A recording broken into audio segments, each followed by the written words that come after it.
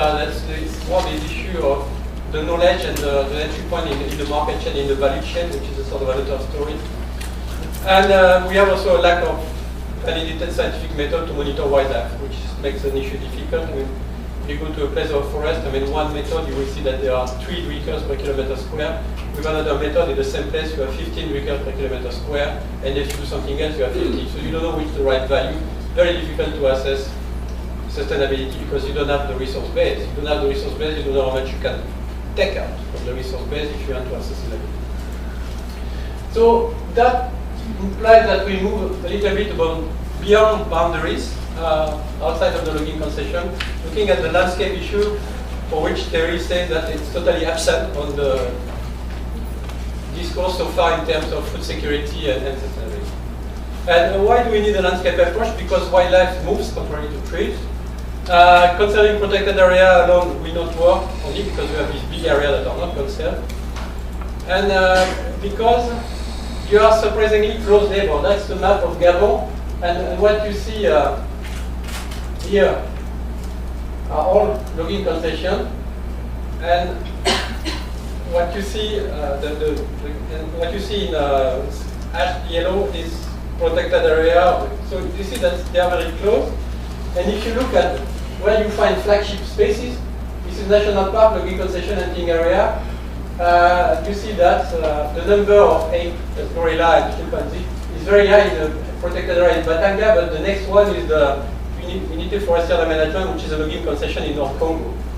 So, and you see that we have some of the national parks that have a very low density, so we have this sort of strange thing happening in the Congo Basin, that because there are more financial means, more things behind the logging concession become somewhat better managed for preserving biodiversity than the national parks that are just nearby.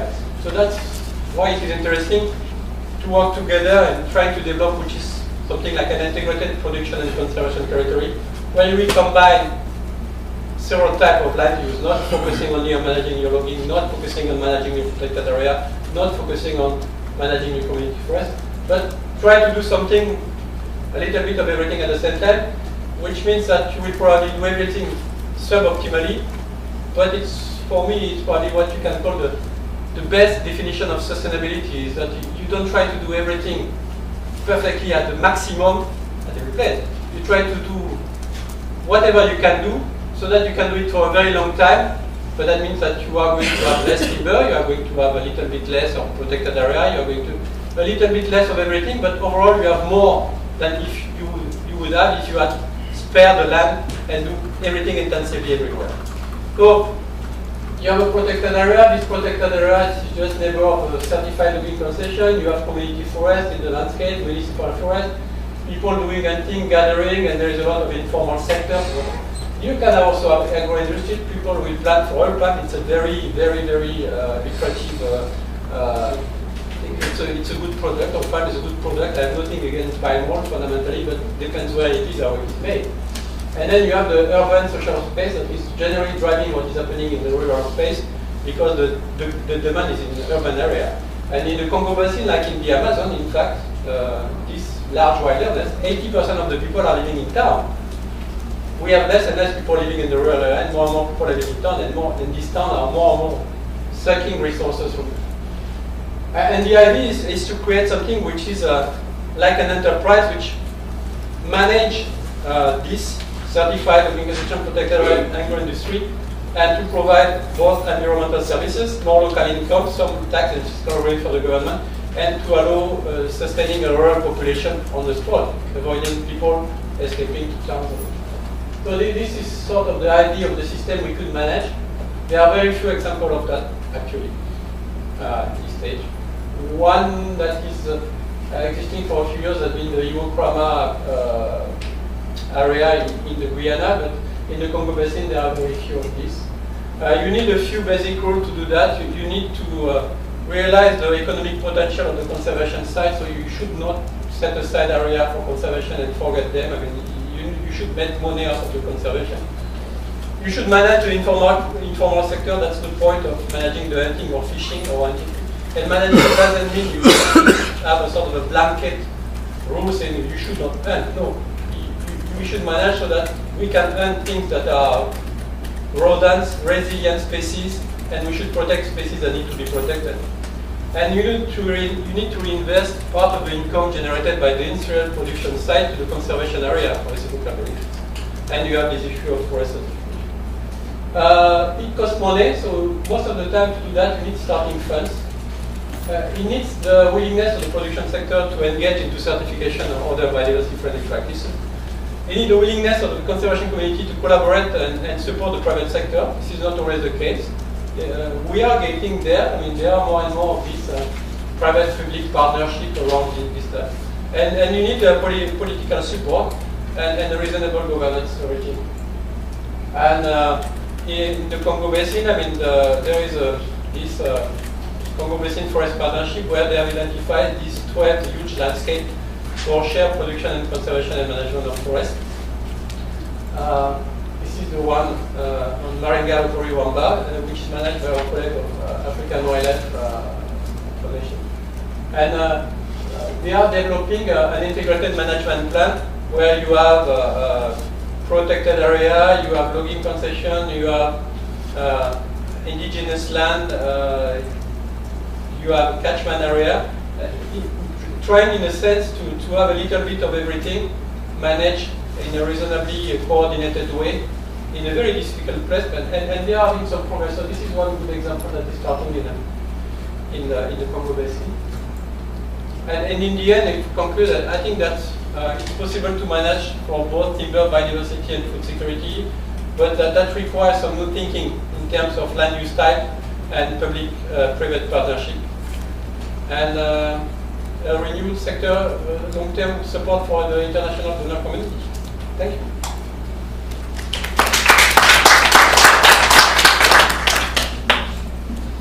Thank you, Robert.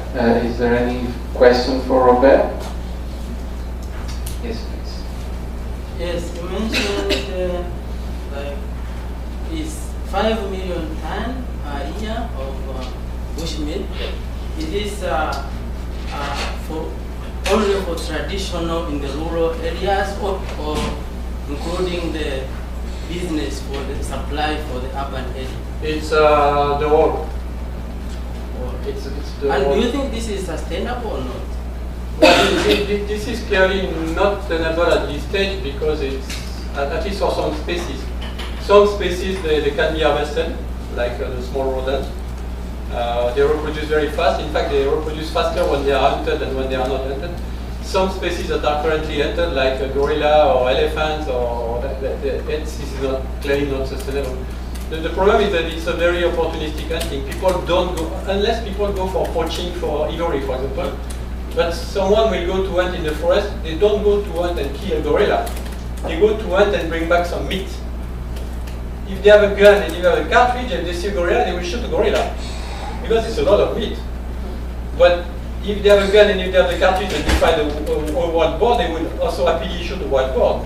The problem is that everybody bothers them whether they shoot a wild boar or they shoot a gorilla when they go out of the forest. So it's the sort of thing, if we don't manage, if we push everything and everything is forbidden, you push people below the radar screen and they become de facto criminal and they are not going to will to manage or to protect them. Not easy, but feasible.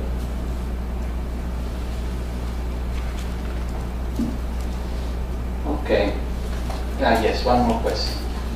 Actually, do you use law enforcement seriously to solve your problem about illegal with destroy the natural resources?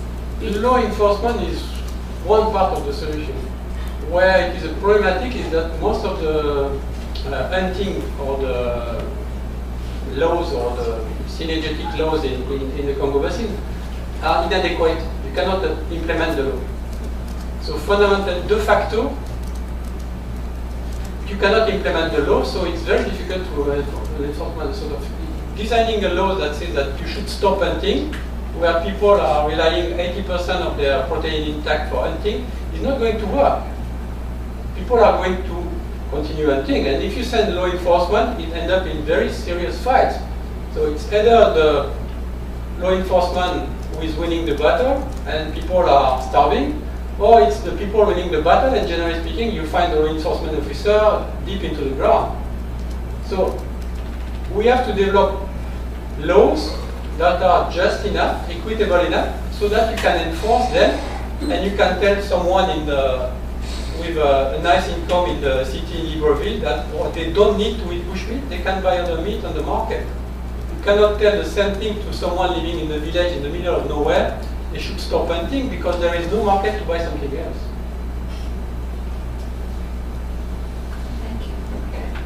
Thank you, Robert. And now ask Christine, Dr. Christine Pardo to make her presentation.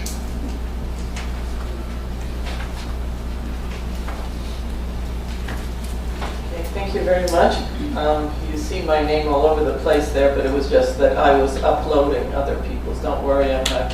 It's not all me.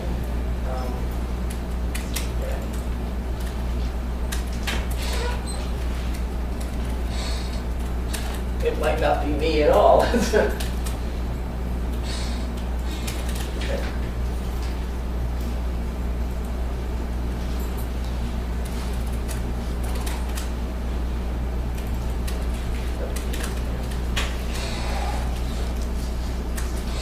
Not sure how to go back.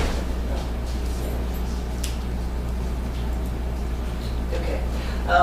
So we've been looking at several aspects of forests and food security, and I would like to add, well, I'd like to focus very much on the management issue. Normally the kinds of, certainly the research and much of the thinking about forests and food security have focused on two issues. One was on the direct sort of supply of food from forests, which includes both animals, bushmeat, as Robert talked about, and a whole series of plants and fungi and all that Terry and other people have talked about. And this includes many very important and very interesting issues, issues also of marketing, of processing. There's been a lot of work on gender in the use of forest products and so on, and the extraction of forest products. And that's largely been phrased in terms of extraction and how to extract in a way that would allow for continued extraction of these products. The other issues, of course, and these are issues that we feel are not well researched, but the other area, the other stream of much research and much thinking has been on the issues of ecosystem services, for example, especially I guess Terry sort of also mentioned a number of these, of water flow regulation, of pollination, of climate mitigation, both on a global and local level. So these are the two streams, but there's another one that we're trying to emphasize here a good deal, and that's the issue of managing forests, of really combining the forests and the food security issues and the food production issues in both in the same landscape, so how different areas may, for instance, interact, and how one area of the forest may be necessary for continued production in agricultural fields, and then in another way of looking at the management, actually managing forests, maintaining them as forests, but managing both for more food production and more sustained food production. And that's something I'd like to talk about, and since I am an anthropologist, and I have been working for many, many decades on, especially on various types of smallholders and on the smallholder management of these areas, this is what I'd like to talk about. And I'll try to talk about it very quickly because I know that we're all going a little long. So the one thing that seems to still be occurring is that smallholder management of forests tends to be sort of invisible. The truth is that for millennia, forests and non-agricultural ecosystems have been managed to satisfy human needs. Obviously, in the pre-agricultural past, all our food came from some kind of wild system. And the truth is, we can still talk, and we talk here about wild species and wild systems, but a lot of these are very heavily managed already. There's often been very little recognition that most forests, and some of us, are challenged maybe to give very precise measures of it, but some of us truly believe that, that virtually everything has been managed by people to some extent. People have manipulated species, people have manipulated what's where, and often, sometimes it's done in very obvious ways, and I've noted that a number of my colleagues here have actually referred to shifting cultivation as a way of managing forests for food. You open up gaps, you planted some food, you sort of manage the other stuff, and then you let the forest come back, or you manage the forest in various ways to come back. That's a pretty obvious kind of human manipulation. But there are many, many other instances of very sort of invisible, of very subtle ways the forests are manipulated and have been manipulated for a very long time. Whether it's selective harvesting of certain things and certain species in particular places, whether it's the transplanting of particular plants from one place to another, and that's done so much more frequently than probably most of us imagine. Whether it's removal of certain kinds of noxious species from certain places, and much of this is done not as an activity that we even have a capacity to talk about. We sort of call it nebulously management because we can't quite call it agriculture, we can't call it extraction. It's somewhere in there, and it tends to be invisible, but it tends to be very, very important.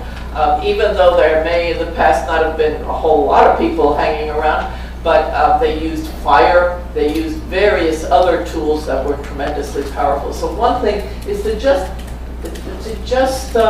recognize the fact that it already exists, and then secondly, perhaps we can focus on it a bit more to see how we can continue to have forests, how we can continue to have many of the ecosystem services of forests, be it conservation of biodiversity or regulation of water flow, and all those other services that we want, including many cultural services, and yet also actually increase the amount of food. And I think this is a real challenge for us here, and that's one of the things that we hope to come out with when we talk about a roadmap to doing certain kinds of research that would move us in new directions.